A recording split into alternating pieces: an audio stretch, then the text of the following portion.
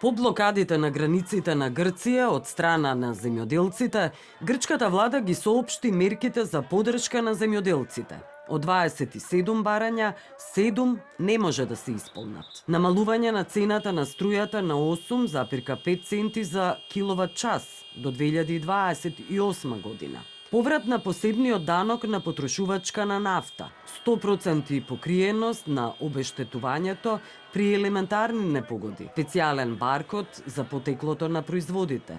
Ова се дел од мерките што ги соопштија вице-премиерот на Грција и надлежните министри во грчката влада за поддршка на земјоделците. Вице-премиерот Костис Хадзидакис уште еднаш посочи дека од 27 барања на земјоделците 16 се исполнети или пак се третираат како позитивни.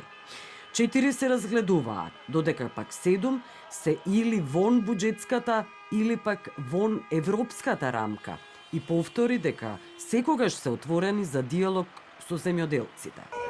Паралелно нагласи дека во 2025 година за земјоделците биле исплатени 3,82 милиарди евра, износ што е за 13% повисок од претходната година.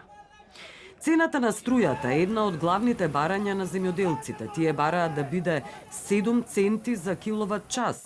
Владата пак денеска соопшти дека ќе биде 8,5 центи, наспроти претходно најавените 9,3 центи за киловат час. За поврат на посебниот данок на потрошувачка на нафта, согласно соопштеното, земјоделците во суштина нема да го плаќаат данокот, со оглед на тоа што преку специјална апликација на пумпите ќе ја плаќаат директно цената која е одредена за нив, за да се избегне појавата на увезени производи од странство да се продаваат како грчки, што исто така е меѓу барањата на земјоделците.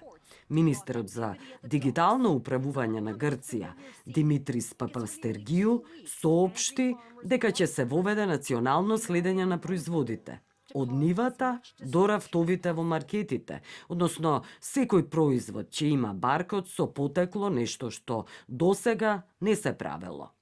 Вице-премиерот на Грција ги повика земјоделците да ја гледаат чашата полуполна, а не полупразна.